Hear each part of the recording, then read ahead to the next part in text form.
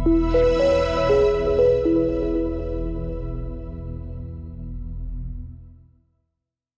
guys, Zai from Zai by Design here with our new product, Ultra Shaders Business Class. I thought I'd give you a quick overview of it, give a couple of ins and outs and show you what's in the package, and then we'll step into DS and show you around and show you how to use it.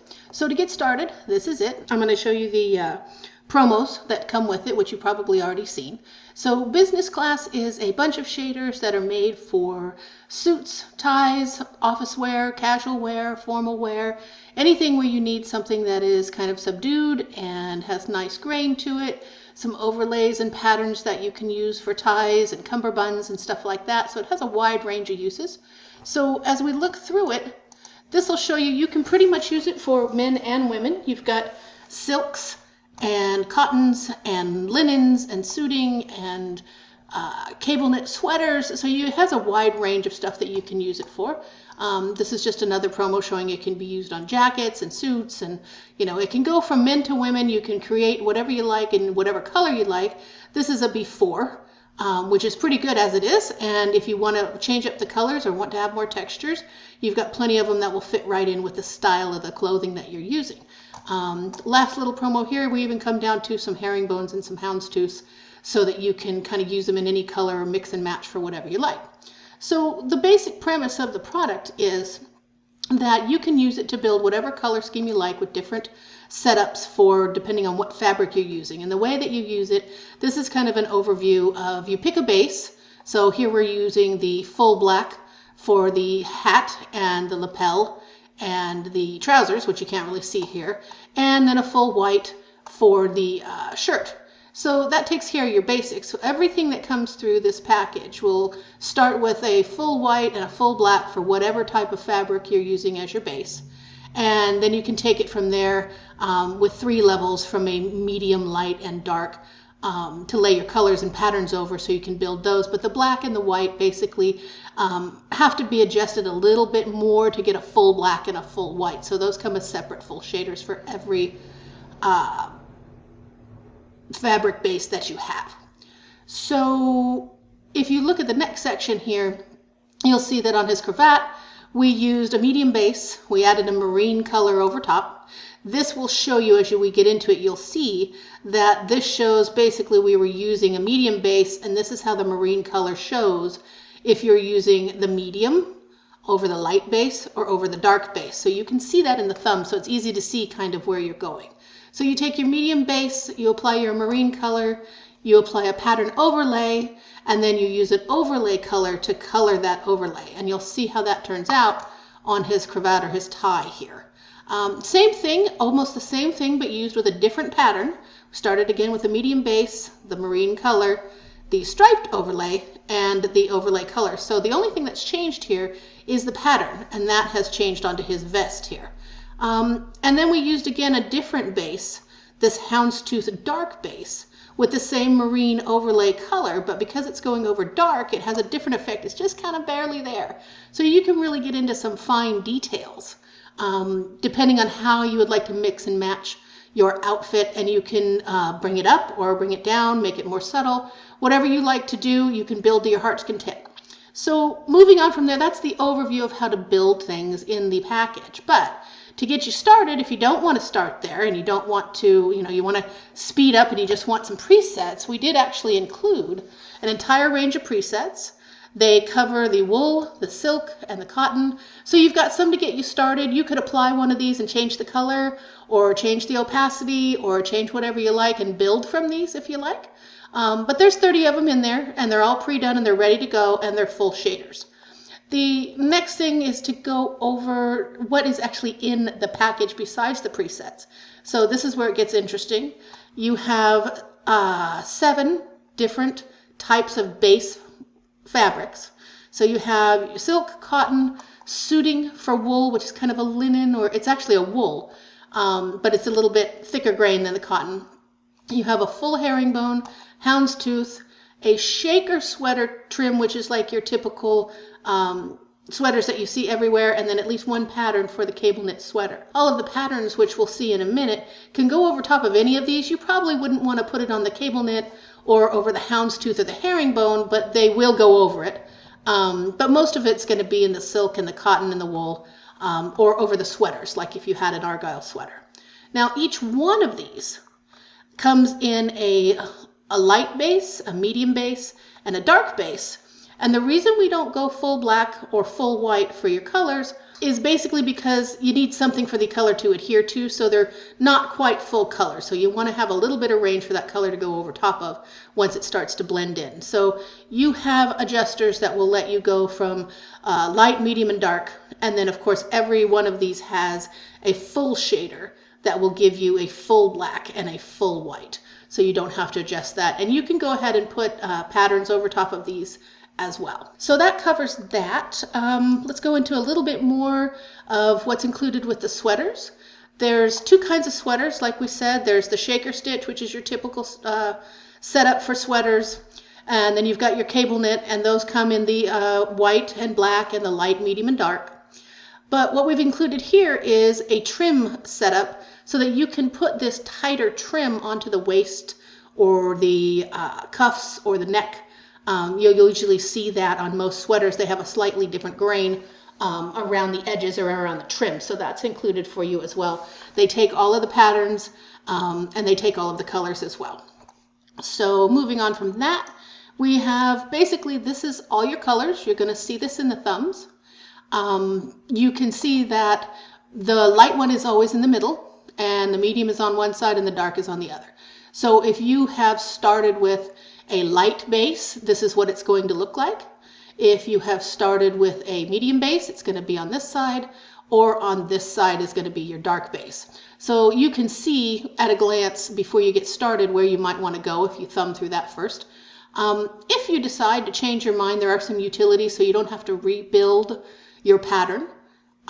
You can just use our base pattern adjuster to swap to the dark or the light. You don't have to change anything else. It will just shift from color to color. Next up, we have the patterns. There are 24 patterns in here, all kinds of stuff, your basic stripes and multiple different types of stripes, pin striping, argyle for the sweaters, some basic checks, some plaids, a bit of gingham, several different like florals and different things to be used on your silks for your ties or your cummerbunds or dresses. And a couple of geometrics as well that are tighter. And we actually included also a check plaid kind of for you as well for some of those kind of more specific suit plaids rather than your basic regular plaid. So that gives you an overview of all these patterns. And then we'll move on to the colors for the patterns. Now when you see these, they're shown to you basically on white except for the black one.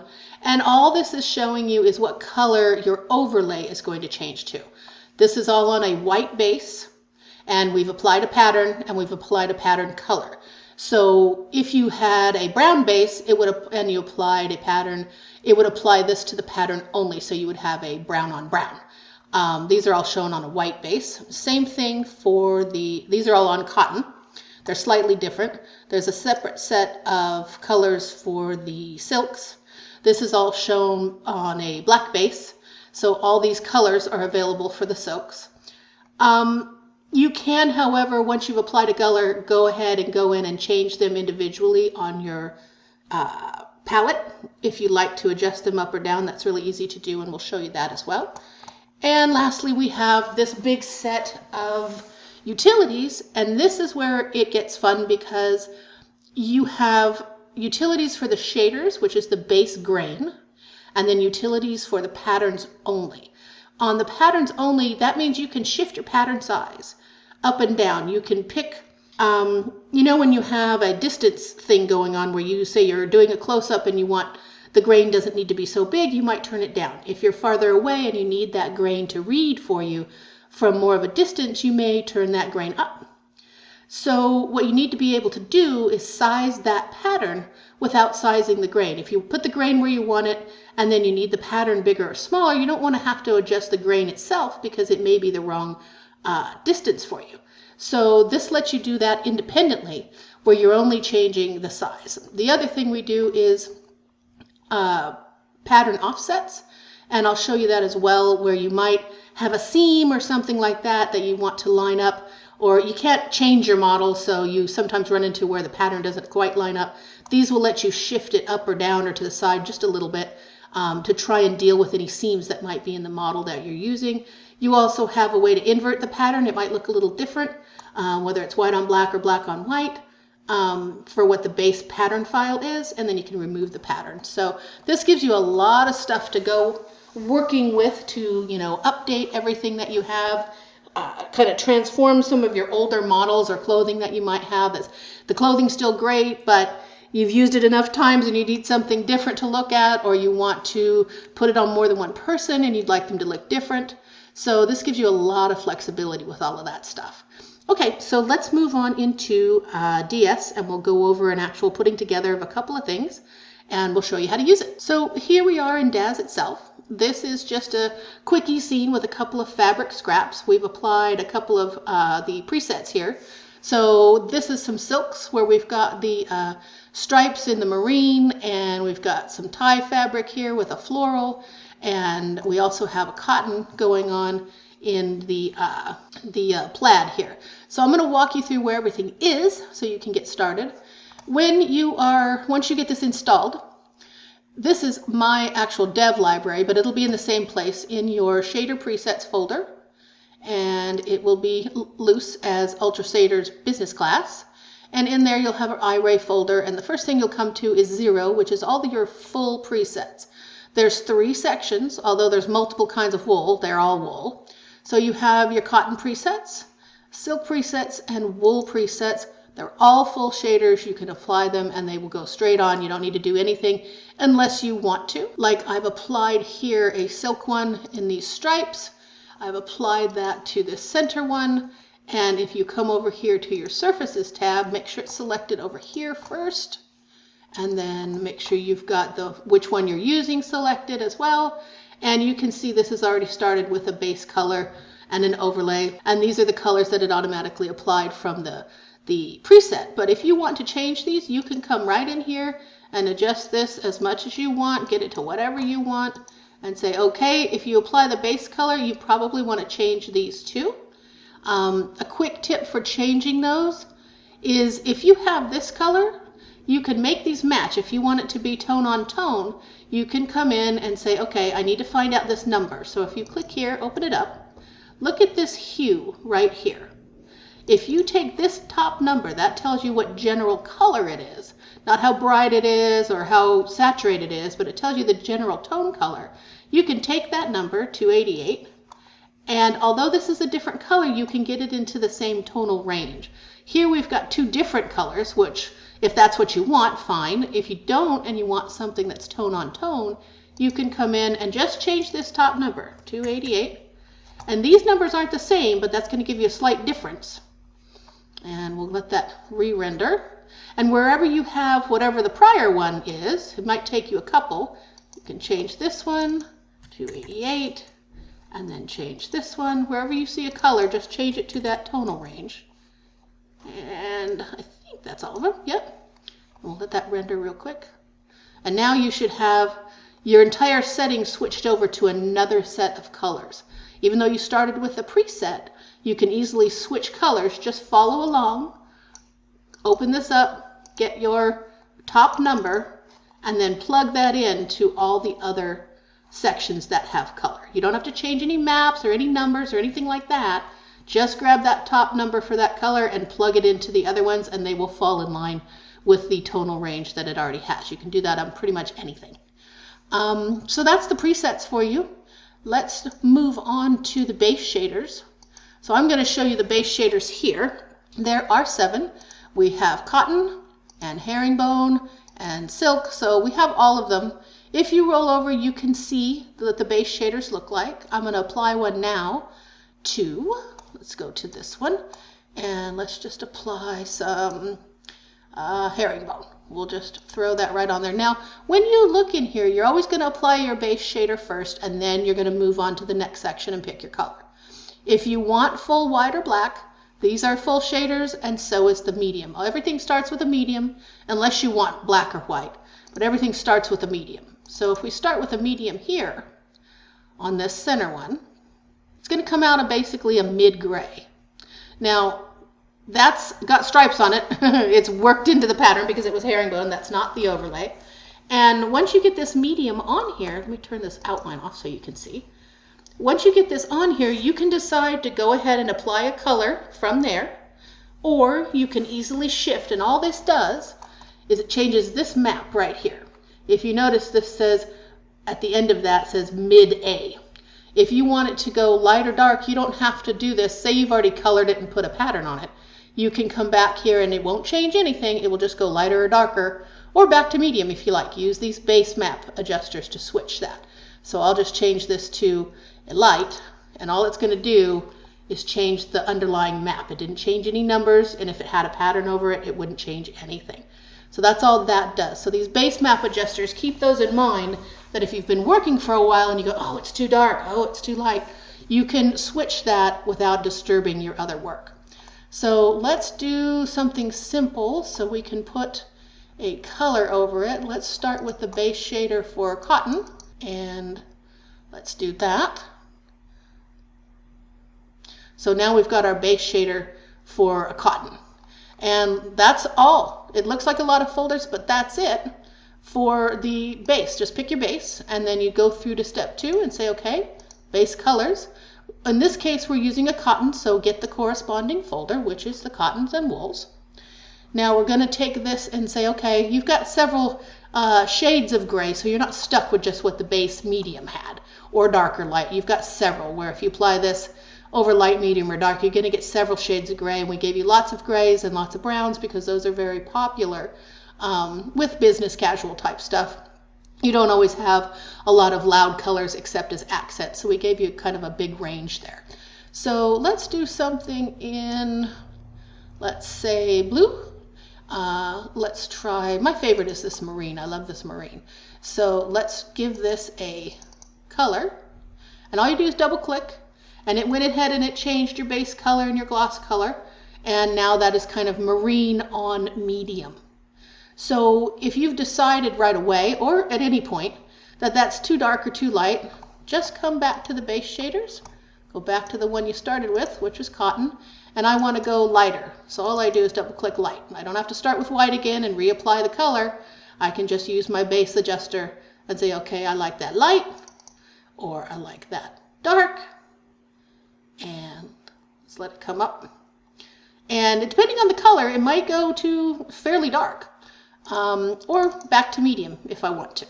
All without reloading the base full shader. This leaves your color intact. So let's say let's do that on light. And we'll come back out of there and come back to the colors. We've already done our color. And we'll close that up, and then we just move on. We're already on to the utilities. Now here's where you decide what grain do you want. If you had an actual preset on here, this would work exactly the same way. It's not going to disturb your preset. The grain and the pattern will be independent. So the grain is this, the actual tiny threads in the fabric, not the pattern itself. So let's decide, usually a 4x4 is right. And we've made most of them come in at a 4x4 already. But if you want to change it, you can go ahead and do that. And if we just hit, say, 7x7, it's going to tighten up that grain, and it's going to get much smaller. So you can see that the grain is much tinier on that. And if I had a different distance, I might, depending on if I was very close up, let's try this, I might want it to be smaller like that. Let's let that so that you can see some of the grain. You might not need your grain so big if you're doing a real close-up, like for a portrait or something. Now, if I were farther back and I came quite far out, that grain is going to sort of disappear on me. And this is where you can adjust for your scene. It kind of just disappears. So what you want to do with that is come in here and say, okay, I'd rather have a larger grain, maybe even 2x2, and it won't multiply as much. And so you've got a much larger grain, so from farther back, your grain still reads if that's what you need it to do.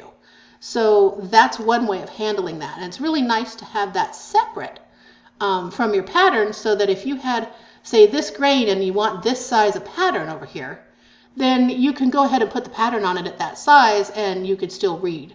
And they do multiply together. What this is doing with the grain is it's changing these numbers right here, horizontal tiles and vertical tiles together. It's just changing these numbers. That's all these do. The pattern one does something different, and I'll show you that in a second, but that's all it does. And when you change this, it will multiply the pattern one. So you may have to adjust that slightly, but basically these multiply the pattern a little bit, but they are independent. The other thing we've stuck in here, just in case you want it, is some opacity levels. I mean, sometimes you might have a silk shirt that's see-through with another shirt underneath. Cotton, not so much, but maybe on your silks. And you can kind of take this to halfway. You can start to see through it. And if needed, you can reset it all the way back up to full. But these opacity shaders will let you make it kind of see-through. You can even take it all the way down if you want to. And you can begin to see through it. I've used that on some ladies' clothing to make like a shawl or a scarf or something kind of flimsy or see-through with some of the silks. And that comes in handy depending on what you're doing. So let's take that back to full.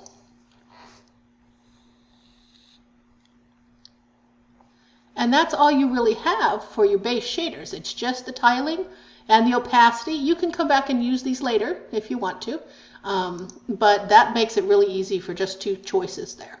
So once we've gotten here, we're going to move on to the patterns, and this is where the real fun starts. So you've basically got your base, you've got your color, you've got your grain set, and now you want to put a pattern over top. And this is where we're going to really start to dial in shaders. When you look at this, you're going to have the first one is, and you can follow along, it's number 4, and then you go through it as A, B, and C. So first thing you want to do is pick an overlay. Pick what pattern you want to use. So let's do something simple like stripes. And we'll go ahead and put these stripes on. And they're going to come in, all of these, they're not in blue, they just come in black. So they come in as a basic black, and where they go is into this top coat weight, which is not turned on for cottons, and it also goes into diffuse overlay weight at 1. So that's all it does, is it applies the pattern over top in a black color, and if that's what you want, you're great, good to go. Most people don't, so you're going to move on now to a pattern color. So looking at the pattern colors, again, you're going to have separate ones for cotton and silks because they react differently, so you just follow your corresponding whatever you were working with, and then you just choose a color from within here. What you might want to do is, let's see, let's do a, how about light blue on this? We'll see whether that looks any good. See blue on blue here. Let's see how that comes out. Okay, so it's kind of a light blue, but it's no longer white. It's a blue on blue. You can get stronger colors if you want to. Let's try a teal on blue. So you're going to have to decide what colors you like together. I'm going to go back to, let's try the same color on color. We might get a tone on tone. Or it might just disappear, depends on the colors that you're picking. That just disappeared because it's the same color. So let's go back to this light blue. So you basically got a pattern on it. Now you want to move on to your utilities. You've got your pattern applied, and close that up and go on to the utilities. So now we're adjusting the pattern itself. If this is too many stripes or you need more stripes, this is where you start doing that. The first thing we're going to do, before we do that, let me show you this default. It might not show much, but watch what happens. The light stripes will become dark and the dark stripes will become light, because all you're doing, if you look at the pattern, if you look over here and watch this pop up, this is just inverting this pattern. So what it does when you come in here is, in the image editor, if you don't use this much, this is a really powerful tool.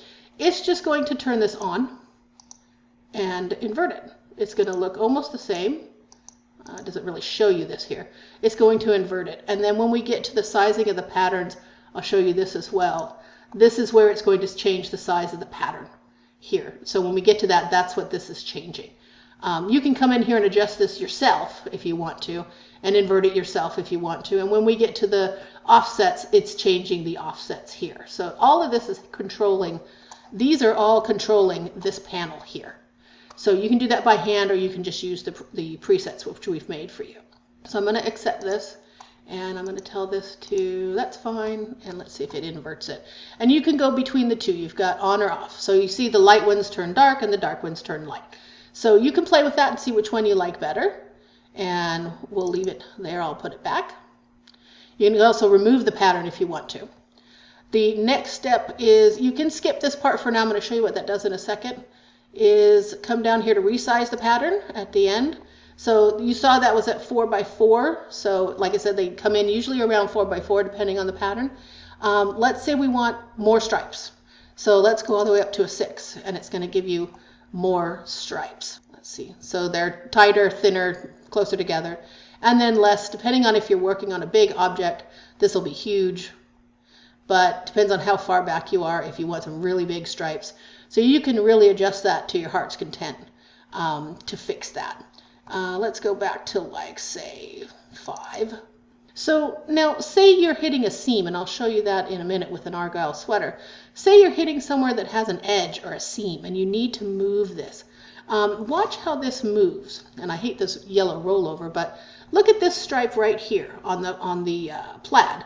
And I'm going to put an adjustment on this part and shift these up. So right now, these 3 little lines are kind of right in the middle of this line on the plaid. I'll take this off so you can see. So if you come to this part of it, you won't see much going side to side on this one because it's obviously horizontal stripes. But we're going to just go upwards. So if I shift that and tell it to go up by about 30, so watch that little triple line move right here in relation to the other one. See, it's moved up. Let me get off of there so you can see it. See how now it's moved away from the middle of that big thick stripe on the plaid? That was a 0.3, so it's moved up that much. You can come back and tell it to go quite a bit, 0.6, but the other one's going to start lining up with this pattern. But you can shift the pattern a little bit if you need to get things to line up because of seams and stuff like that. So that's helpful there. The last thing in here is an overlay weight. Now that's not in that little image editor. That's actually in the weight right here of itself. And all this does is change this. And you can do this by hand if these 4 presets don't work for you. What it does is it kind of dulls things out, flattens things out, makes things more subtle. So it basically turns down this map here. So it's like kind of full black and white here. It dulls that out and takes it to shades of gray. It just doesn't apply it as heavily.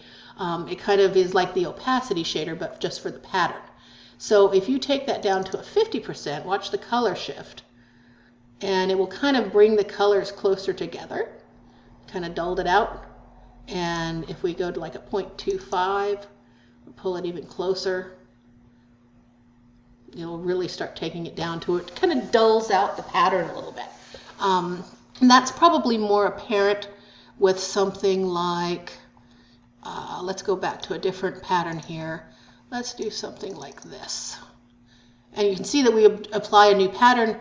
It doesn't disturb everything else. We've made this pretty modular. Now you may have to reapply the size. So I'm going to leave that big so we can actually see what we're doing. But if you come to these utilities and you tell it to be 1, that's going to take it back up to full. And that's a full color. And then that brings it down to 0.5. It actually probably show better on a darker color. Let's take that color down. Well, you can see it kind of dulled out. Let's try a darker color. So we're going to do a base color, and let's try the base color as navy. And we'll leave the light blue on top. And let's come back here to our utilities and tell it to be, that's a 0.25. Let's take that back up to 1. So that's kind of flattened out. It's more subtle. And let's bring that back up to full. It's going to get brighter for us, or sharper, more intense. So that's one way to dull things out. If you need like a vintage look, or you need something just a little more subtle, you can control that there. And like I said, if you want to, if these 4 settings, which are just 25, 50, 75, and 1, if you want to do something in between, just slide your slider or just click here and change the number yourself to really dial in exactly what you want for your lighting situation. So that's basically it. There's a remove pattern and there is a reset default. If you've shifted things right here, you can come back and just hit reset and it's going to set these shifts back to 0 for you. And then, as we went over before, the sizes of the patterns. So that's basically it. That kind of covers everything that this does for building what you want. You can get, color mixtures, try different colors on things. This one here is if I wanted to change that, it's on navy now. Let's say we want to mix navy and say purple. Maybe that's what you like. Let's see what that does. You can build whatever color combination you want. That has a light blue over it, so the base color has changed to purple. Let's go back to our patterns and maybe change that pattern color for the cottons to a pink. Maybe we want purple and pink. Shift it to maybe some ladies color here. And then that's too intense, so maybe we go back to our utilities and tell it to calm down a little bit, maybe 50%. And we can still have a tone on tone or two colors and kind of mellow it out a little bit so it's just not so intense. And then maybe that pattern is too big, so we'll come over to utilities again. Oh, it's actually in the same folder, and maybe we'll make that even smaller, so we'll take that down to say a 5. So it's pretty quick once you get used to it. Just make sure you follow the numbers in order and you match up cotton to cotton and silk to silk. That's pretty much it. So that's an overview of everything. Now I'm going to move on to a couple of extra tips. We've covered the matching the hue by plugging in that other number. We've covered the overlay weight to dull out the colors for a vintage look. We've covered the mid, if you want to change the light, medium, and dark with our base adjusters.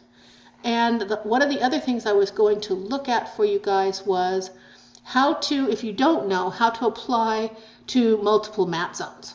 So if you have, say, we've got multiple folds here for these other little bits, and say we want to apply this, say this was a piece of clothing that had like a skirt and a hem and a waistband, and they all need the same pattern.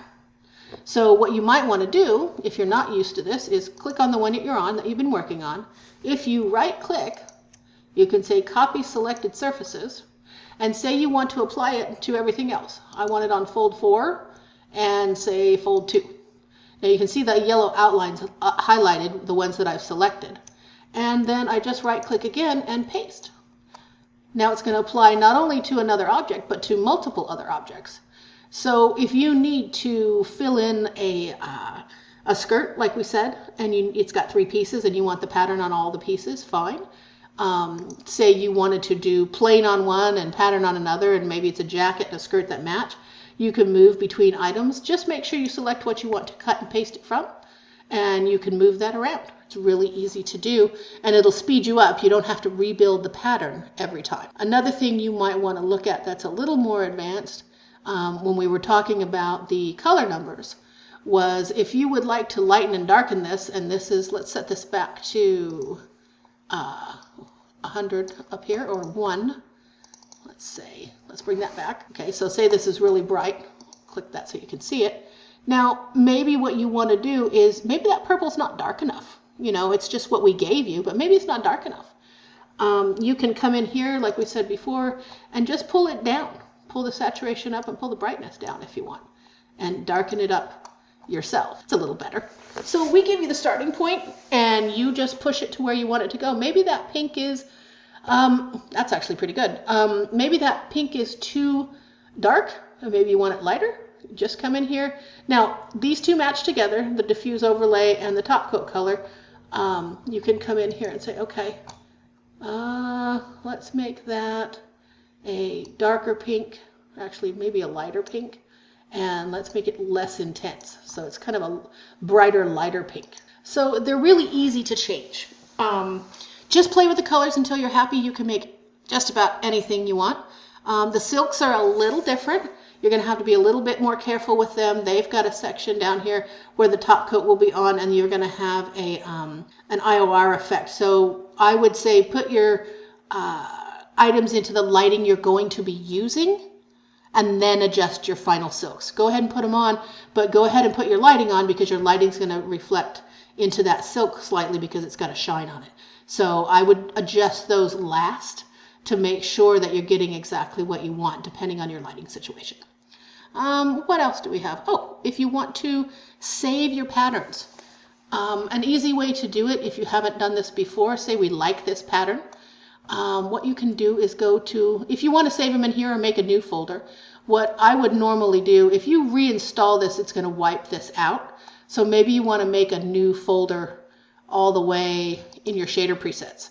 So if you come to here and you right click, you can say create a subfolder, give it a name, my new patterns, and say okay. Now it's made a new folder. So say you want to keep this. So make sure that you're on your selection tool, you've got the one you want selected, and you can come down here to this little button, click plus, and say shader preset. And once it comes up, you can call it what you want. So we'll say this pink, purple, floral. Name it whatever you like and say save. Now it's going to bring up this little box here, and it looks like it's nothing, but it really is. Click this open, and it's going to have already selected all of this stuff. It already knows what you want saved, and it's going to save everything. So that's all you have to do. And you can compress the file if you like. It's going to be a smaller file. If you do compress it, you won't be able to edit it in text by hand, but most people aren't doing that. So you can leave this on or off, your choice, and then hit accept. And then once you've done that, it's going to pop you up a little file in this area. And what you might want to do, and I'm going to show you how to do that, is basically once you've done it, you might want to get rid of anything else around it, maybe do a close-up. Go ahead and run yourself a little 256 by 256 render and maybe replace that because it doesn't do the best job of making a thumbnail for you. So what you want to do is take that render, and I'm going to show you how to do that. Okay, so let's say you've done your render and you're going to make a thumbnail. If you've never made a thumbnail before, run yourself out a... Thumbnails are usually 256 for the little pop-ups and 91 for the little tiny ones. So you can make one of both sizes, and then as long as you name it correctly, you can replace it so you can see what that pattern looked like. And where you're going to put those is right into that same folder, but you have to do it outside of Daz Studio. So you make your two images, and then you come back and you find, if you notice, this is in my CGBoss dev library, which for you would be your regular Daz library, and shader presets folder, Ultra Shaders Business Class Fabrics. We're going to go into the iRay folder. Actually, we're going to back out of there. We actually put that in my new patterns. And you'll see this is the DUF file. So this is the actual file that you made that tells it how to do everything. That's your Daz file. And it automatically made this ugly little thumb. So that's what you're going to want to be replacing. So if you do that, you're going to name one. Let me go get an actual file for you. And I'm just going to steal one from a different folder. So I'm going to go back to shader presets back here. And I'm going to steal one out of here and pretend like it's our actual render. Let's just pretend that we had made this pretty cotton one. So let's say we had this one. And I'm going to go put that back over there. Okay. So my new patterns. And what you want to get rid of is this little file that's called the name of your file that does things that you saved out of DS. And it just calls it .duf.png. You can toss that. Move that to the trash. And I'm going to paste in my new files. And you're going to have two of them. You don't have to have two if you don't want the rollover to pop up for you.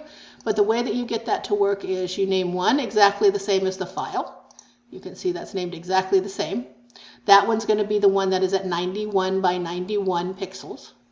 And then you have this one, which is named exactly the same, but it's got this in the middle of it. Same name, .tip.png. And that one's going to be at 256 pixels. And so now that we've got that in there, let's switch back to DS. And you'll see if I refresh this, and you can come over here and right click, refresh. Oops, we didn't rename them. Now that's exactly the same name. These two have the same name, but I've got to change the name on them so they show up. So let's copy this name. And this is not the actual file that we would be using, but I didn't want to make you guys wait while I took a render, and you change the name of them. Leave the little tip on there and the dot. Okay, so I've renamed them. So let's go back to DS. Now, back in DS, you're going to have this, and you need to refresh. You can do it from here, refresh, or you can do it from here, just refresh. And you'll see it's picked up that, and not only has it picked it up as a thumbnail, it's also picked it up as a rollover. So it's up to you if you want to do both sizes. But yeah, you can make your own presets. If you just save them like we showed you, render out a 256 and a 91, or resize in Photoshop or GIMP or whatever you're using, just make sure you name them the same name as the file and put them in the right folder, one at 91 and one at 256. So that's pretty much everything for you guys. I'm going to do maybe a separate video here on matte zone creation so that you can get a little help with that if the object you're using doesn't actually have a matte zone. And you click your object and it's got nothing over here. It's just got this 18 and it's got nothing. So I may do that as a separate video because that's useful for all of our shaders, but I'm going to add that as a separate video so you guys can watch that later. So that's it. Have fun. I hope you enjoy it, and look out for more Ultra shaders coming in the future.